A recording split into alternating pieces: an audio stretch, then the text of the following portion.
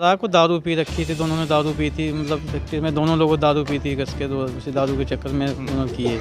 जिसने कत्ल किया है उसने भी अपना गुनाह जो है वो कबूल कर लिया इसका रिलेटिव ही है जो एक ही मकान में रह रहे थे रेंट पे। कि दोनों ही जो कत्ल करने वाला और कत्ल जिसका हुआ है दोनों एक रिश्तेदार हैं। इसने हमें बाद में बॉडी रिकवर करवाई है, पत्थर के साथ इसने सर को बिल्कुल कुचल दिया था। पुलिस के हाथ बड़े लंबे हैं और ऐसे ऐसे क्राइम करने के बाद आप बच नहीं सकते। जिससे कि उसकी आइडेंटिफिकेशन ना हो।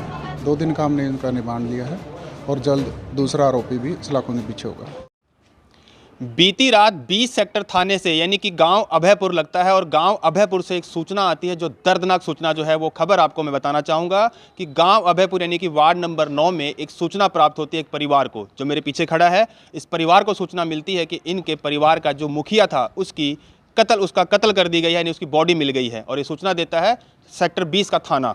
अब आपको मामला बताएंगे कि ऐसा क्या कुछ हुआ था। करीबन आज से 3 दिन पहले एक मामला जो है सेक्टर 20 थाने में एफआईआर दर्ज कराई गई थी एक परिवार के द्वारा। और परिवार के मुखिया यानी कि उनकी धर्मपत्नी जो है, उनका नाम माया बताया जा रहा है, जिन्होंने सूचना दर्ज कराई थी कि मेरे पति जो है वो पिछले 2-3 दिनों से गायब चल रहे हैं। हालांकि उन्होंने अपनी एफआईआर में यहाँ तक भी लिखा था कि वो दारू भी पीते हैं, यानी कि जो सच बात है वो बताई गई कि दारू भी पीते हैं, लेकिन पिछले 3 से 4 दिनों से वो लापता हैं। उनको पुलिस जो है ढूंढने में हमारी मदद करे।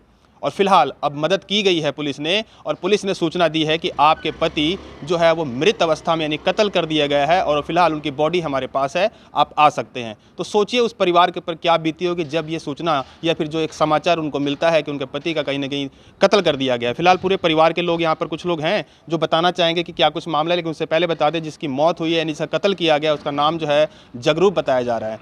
और जिसने कत्ल किया है उसने भी अपना गुनाह जो है वो कबूल कर लिया है। और सबसे बड़ी बात आपको बता दें कि दोनों ही जो कत्ल करने वाला और कत्ल जिसका हुआ है दोनों एक रिश्तेदार हैं, यानी कि साला और साडू के बताए जा रहे हैं, जो रिश्तेदार हैं। और रिश्तेदार हैं आपस में कत्ल कर देते हैं, लेकिन ये कत्ल के अंजाम कहाँ तक पहुँचा, कैसे पहुँचा। और जिसने कत्ल किया जैसे बताया मैंने आपको, उसका नाम रामचंद्र बताया जा रहा है, जो कि साडू बताए जा रहे हैं, और वो एक ठेकेदार हैं। और ठेकेदार हैं और उन्हीं के पास जिनका कत्ल किया गया है, जिनका नाम जगरूप बताया जा रहा है, वो भी उन्हीं के पास काम करते थे। और ये वाक़या है मकान नंबर 253 गाँव अभयपुर से। अपना नाम बताएं जी पहले आप। मेरा नाम नन्हेलाल है जी। नन्हे जी, क्या कुछ मामला हुआ था? जैसे कि आपको बताए सूचना मिली है, बहुत दुखद सूचना है, क्या कुछ मामला है ये सूचना मुझे मतलब 20 तारीख से वो गायब हुए हैं, मतलब रात को वापसी नहीं आए। तो मेरे सिस्टर ने पूछा कि कहाँ गए हुए हैं, तो बोले हम कहीं छोड़ कर आए हैं, आ जाएंगे। वो जब मिले नहीं तो हमने थाने में जाके एफआईआर दर्ज करी कि साहब मुझे नहीं मिले। उन्होंने फिर मुकदमा लिख दिया, फिर पुलिस ने ढूंढ के मुझे दिया है। ढूंढ के तो बॉडी मिली है ना, मृत अवस्था में मिले हैं। क्या कुछ ये जो कत्ल का जो था वो किसने कत्ल किया और क्यों कत्ल किया, इसके बारे में कुछ सूचना बताएंगे? ये नहीं पता। रामचंद्र ने उन्होंने बताया, जब खाने में गए तो उन्होंने बोला कि हम ही ने कत्ल किया, मतलब वो किया है, उन्होंने बताया है। तो रामचंद्र रिश्तेदार बताए जा रहे हैं? हाँ, रामचंद्र रिश्तेदार हैं उनके साथ। तो ऐसा क्या होगा रिश्तेदार ने आपस में कत्ल कर दिया और इतनी बेरहमी से कत्ल किया गया, जिसको पत्थर, सबसे बड़ी बात बता देता हूँ, जो कत्ल हुआ है वो पत्थर जो है सिर के ऊपर मार कर बड़ी बेरहमी तरीके से उसका कत्ल किया गया है। और फिलहाल ऐसी नौबत कैसे आ गई थी? क्या कुछ झगड़ा था आपस में या कुछ क्या दिक्कत थी? नहीं बताया जा रहा, कुछ दारू पी रखी थी, दोनों ने दारू पी थी, मतलब फैक्ट्री में दोनों लोगों दारू पी थी कस के, तो उसी दारू के चक्कर में उन्होंने किए। कुछ विवाद दारू के चक्कर में कुछ बातचीत हुई, इसी चक्कर में हुआ। तो क्या फिलहाल पुलिस ने उनको अरेस्ट कर लिया है? हाँ, पुलिस ने अरेस्ट कर लिया है, पुलिस ने अरेस्ट कर लिया। चलिए, तो फिलहाल जिस तरह से परिवार का कहना है कि पुलिस ने उन्हें अरेस्ट तो कर लिया है, लेकिन कहीं ना कहीं अब ये देखना पड़ेगा और इसकी जांच होनी चाहिए कि आखिरकार कत्ल की नौबत क्यों आई। 2 लोगों ने दारू पी थी, दारू पीने के बाद अगर झगड़ा भी होता है या फिर विवाद इतना आगे बढ़ जाता है तो कहीं ना कहीं चिंता का विषय जरूर है।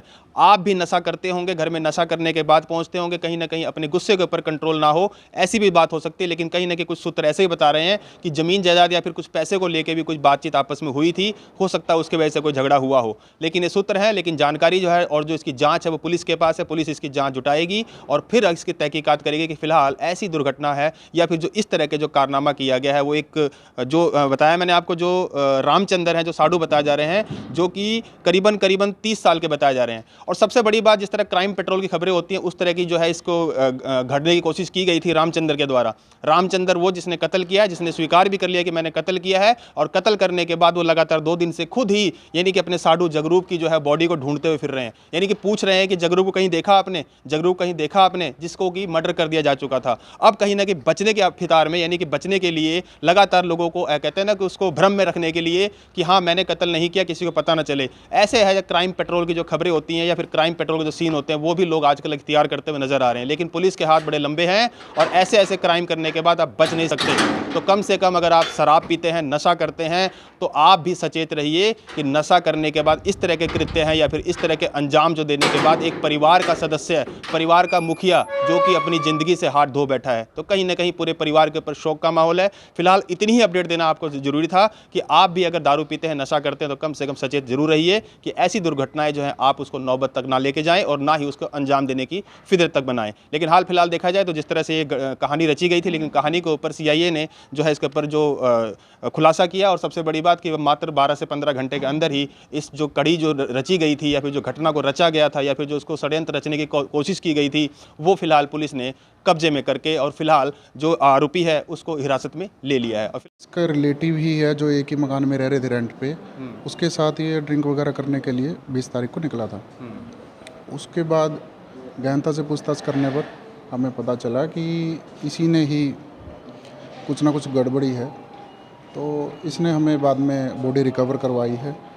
और एक और इसका जो है साथी है जो इसके साथ था मर्डर करने में, पत्थर के साथ इसने सर को बिल्कुल कुचल दिया था। उसको भी मतलब हिरासत में लिया गया है? उसको अभी हिरासत में नहीं लिया है, उसको उसकी सर्च जारी है। उसका क्या नाम बताया जा रहा है? उसका कन्हैया नाम है। बहुत जल्द उसकी गिरफ्तारी कर ली जाएगी। किस तरह से मतलब कत्ल किया गया, किस तरीके क्या औजार इस्तेमाल किए गए हैं? इन्होंने सिर पर पत्थर से वार किया है बिल्कुल सिर, और जो सर को बिल्कुल कुचलने की कोशिश करी, कुचला हुआ है बिल्कुल ही, ठीक है, जिससे कि उसकी आइडेंटिफिकेशन ना हो, इसलिए इन्होंने बिल्कुल उसको मिटाने की कोशिश तो फिलहाल पुलिस ने क्या रिमांड की है? रिमांड मिला है? की। जी 2 दिन का हमने इनका रिमांड लिया है और जल्द दूसरा आरोपी भी सलाखों के पीछे होगा।